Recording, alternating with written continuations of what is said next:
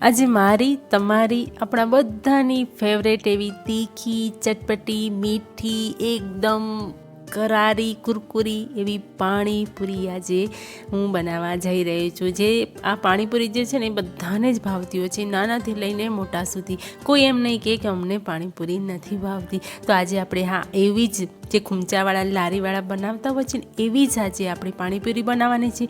જો તમે ચણા પલાળવાનું ભૂલી ગયા છો તો પણ ઇન્સ્ટન્ટ કઈ રીતે પલાળવાના એ આજે હું તમને બતાવીશ। તો સૌથી પહેલાં તો આપણે ચણા લેવાના છે, ચણાને ધોઈ લેવાના છે, 3 થી 4 પાણી સ્વચ્છ પાણી ધોઈ લેવાના છે। જ્યાં સુધી એનામાં પાણી જે છે ચોખ્ખું ના થાય ત્યાં સુધી આપણે એને ધોઈ લેવાના છે। ધોઈને પછી આપણે એનામાં જે પાણી છે એ કાઢી લેવાનું છે અને નિતાર્યા પછી આપણે એની અંદર 1 ચપટી જેટલું અહીંયા બેકિંગ સોડા લેવાનું છે। બેકિંગ સોડા પછી જ આપણે એની અંદર પાણી એડ કરવાનું છે। 1 વાટકી ચણા છે તો એની સામે 4 વાટકી જેટલું પાણી ઉમેરવાનું છે। પાણી ઉમેરીને આપણે એને હલાવી લેવાનું છે, જેથી કે જે બેકિંગ સોડા છે ને અંદર પાણીમાં અને ચણામાં મિક્સ થઈ જાય આવી રીતે। અને પછી આપણે એક કુકર લેવાનું છે, કુકરની અંદર આ જે પાણી જે છે ચણા છે એ સાથે જ બંને અંદર ઉમેરી દેવાનું છે। હવે સ્વાદાનુસાર મીઠું ઉમેરી અને પછી આપણે આની સાથે 8 વિસલ ધીમા તાપે લગાવવાની છે। તો હવે આપણે આ ચણા થાય છે ત્યાં સુધી બટાકા જોઈ લઈશું। બટાકા મેં 1 કિલો જેટલા લીધા છે, એને ધોઈને મેં અહીંયા છોલી લીધા છે, એની છાલ નીકાળી લીધી છે। હવે આ બટાકાના આપણે આવા મોટા મોટા પીસ કરવાના છે। એક બટાકામાંથી અડધા આવી રીતે મોટા મોટા આપણે પીસ કરી લેવાના છે। જેટલા બટાકા છે એ બધાનું આ છાલ નીકાળીને જો તમે એને બાફશો ને તો તમને પાછળ બહુ મહેનત નહીં કરવી પડે, કેમ કે બટાકા બાફ્યા પછી છાલ નીકાળવી થોડી મુશ્કેલ પણ હોય છે અને થોડા હાથ પણ ચીકણા થઈ જતા હોય છે। તો અહીંયા આપણે આ મસાલો જોઈ લઈશું। એના માટે મેં અહીંયા જીરું લીધું છે, આખા ધાણા લીધા છે અને કાળા મરી લીધા છે અને મેં અહીંયા તજના 2 ટુકડા લીધા છે અને એક આખું મરચું લાલ મરચું લીધું છે અને એનો આવી રીતે આપણે મસાલો તૈયાર કરવાનો છે। તમે ખાંડીને પણ કરી શકો, પરંતુ મેં અહીંયા મિક્સર જારમાં આવી રીતે દરદરો પીસી લીધો છે। આ મસાલો તમે તૈયાર કરીને રાખી પણ શકો છો।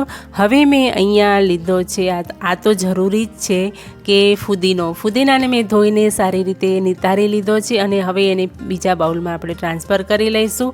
અને સાથે આપણે અહીંયા ધાણા પણ જોઈશે, લીલા ધાણા અને જે ફુદીનો છે એનો જ વધારે પડતો ટેસ્ટ આવતો હોય છે। તો અહીંયા મેં 1 વાટકી જેટલા લીલા ધાણા લીધા છે અને 1 મોટી વાટકી મેં અહીંયા ફુદીનાના પત્તા લીધા છે। તો આ બંને વસ્તુને મિક્સ કરીને આપણે આને શું કરીશું, ઠંડુ પાણી ઉમેરીશું। ઠંડુ પાણી ઉમેરવાથી આનો કલર એવો ને એવો રહે છે અને એનો ટેસ્ટ પણ જરા પણ બદલાતો નથી। ઠંડુ પાણી કે બરફને ઉમેરીને આપણે એને અડધો કલાક આપણે એમને છોડી દેવાનું છે। અડધા કલાક પછી આપણે આને મિક્સર જારમાં ટ્રાન્સફર કરવાનું છે। બધું પાણી સાથે નથી ઉમેરવાનું, પાણી નિતારી લેવાનું છે। અને અહીંયા મેં 6 થી 7 નંગ જેટલા લીલા મરચાં લીધા છે, એનો પણ ટેસ્ટ અંદર સરસ આવતો હોય છે। તેના પછી આપણે ઉમેરીશું આદું તમે તમારા ટેસ્ટ અનુસાર ઉમેરી શકો છો। અગર નથી આનો ટેસ્ટ પસંદ તો તમે આને સ્કીપ નહીં પણ થોડું ઓછું કરી શકો છો। તો મેં અહીંયા અડધા ઇંચ જેટલો આદુનો ટુકડો લીધો છે, એને પણ આપણે મિક્સર જારની અંદર ટ્રાન્સફર કરી દઈશું। ફુદીનાના પત્તા, લીલા ધાણા, લીલા મરચાં અને આદું, એના પછી આપણે આની અંદર જલજીરાનું પેકેટ ઉમેરવાનું છે અને સંચર પાવડર 1 ચમચી જેટલું ઉમેરીશું અને 1 ચમચી જેટલો હું અહીંયા ચાટ મસાલો ઉમેરીશ। એનાથી આનો પાણીપુરીનો જે ટેસ્ટ છે ને એટલો જબરદસ્ત આવે છે ને તમે કાયમ આવી જ રીતે બનાવશો। તો એ બધી વસ્તુને આપણે સરસ એવું પીસી લીધું છે। તો આ પેસ્ટ તૈયાર થઈ ગઈ છે, તો એને આપણે બીજી મોટા બાઉલમાં અથવા તો તપેલીમાં કાઢી લઈશું।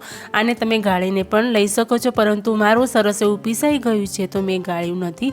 અને એના પછી આપણે ઠંડુ પાણી ઉમેરી દેવાનું છે અને 1 ચમચી જેટલો લીંબુનો રસ ઉમેરીશું। તેના પછી એના ઉપર લીલા ધાણા બારીક સમારીને આપણે એડ કરવાના છે। એનાથી પણ પાણીપુરી જ્યારે ખાઈએ છીએ ને બહુ જ મજા આવે છે। અને હવે આપણે જે મસાલો તૈયાર કર્યો હતો ને એ આપણે અડધી ચમચી જેટલો જ ઉમેરવાનો છે। મેં અહીંયા વધારે જ મસાલો બનાવ્યો છે, પછીથી જ્યારે પાણીપુરી બનાવીએ ત્યારે કામ લાગે એટલા માટે। હવે આપણે મીઠી ચટણી બનાવીશું, ખજૂર આમલીની ચટણી બનાવવાની છે। એના માટે મેં અહીંયા 4 ચમચી જેટલો આમલીનો પાવડર લીધો છે અને હવે આની અંદર આપણે ઉમેરીશું પાણી આપણે આ ડૂબે એટલું પાણી લઈ લેવાનું છે, વધારે પડતું જ ઉમેરવાનું છે કેમ કે ઉકળશે પછી એ ઓછો થઈ જશે। અને મેં અહીંયા ખજૂર લીધો છે, ખજૂરની મેં અહીંયા 15 થી 20 જેટલા ખજૂરના પીસીસ લીધા છે, એની અંદરથી ઠળિયા કાઢી લીધા છે। અને હવે આ પાણી ઉકળી ગયું છે એની અંદર જ આપણે આને ઉમેરી દઈશું, જેનાથી શું થશે એ સારી રીતે બફાઈ જશે, પછી આપણે પીસવામાં જરા પણ વાર નહીં લાગે। તો આ બંને વસ્તુને આપણે લગભગ 5 મિનિટ જેટલું જ આને ઉકળવા દેવાનું છે અને પછી ઠંડુ થાય એટલે આપણે આને પીસીને ચટણી તૈયાર કરી લેવાની છે। એની અંદર તમે મીઠું, લાલ મરચું ઉમેરી શકો છો। હવે આપણા બટાકા જે સરસ મજાના ચડી ગયા છે, તમે જોઈ શકો છો નાના નાના પીસ કર્યા હતા એટલે ચડતા પણ વાર નથી લાગી। હવે આપણે આ મેસરથી આપણે આને મેશ કરી લેવાના છે, એકદમ મેશ નથી કરવાના, અધકચરા રાખવાના છે, જેનાથી જે છે માવો એકદમ મોઢામાં આવે તો જ મજા આવે છે આનો ટેસ્ટ। તો હવે આપણા ચણા પણ થઈ ગયા છે, તો એને પણ આપણે ખોલીને ચેક કરી લઈશું। અહીંયા તમે જોઈ શકો છો કે મેં ચણાને અત્યારે જ બાફવા મૂક્યા હતા, તો પણ જોઈ શકો છો કે કેટલા સરસ એવા ચડી ગયા છે।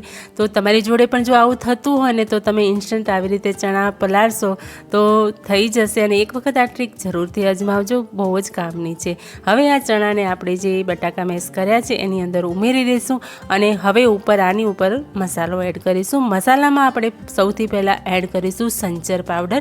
જો મીઠું તમે અંદર ઓછું ઉમેર્યું છે તો સંચર પાવડર 1 ચમચી જેટલું ઉમેરવાનું છે, અને મેં અહીંયા 1 ચમચી જેટલું જીરા પાવડર લીધું છે, અને સ્વાદ અનુસાર નમક, કેમ કે સંચર પાવડર ઉમેરેલું છે એટલે આપણે નમક ઓછું જ ઉમેરવું પડશે। અને હવે જે પેસ્ટ આપણે તૈયાર કરી હતી ને એનામાંથી આપણે 1 ચમચી જેટલી પેસ્ટ આની અંદર ઉમેરવાની છે, લીલા ધાણા ફુદીનાવાળી, જે એનાથી જે માવો છે ને એકદમ લાજવાબ બનશે। શું કહું તમને, મારું મોઢામાં અત્યારે જ પાણી આવે છે। હવે આ બધી વસ્તુઓને આપણે મિક્સ કરી લેવાની છે, હાથેથી કરો તો પણ ચાલે અને સ્પૂનથી કરશો તો પણ ચાલે, જેવું તમને પસંદ હોય એવી રીતે।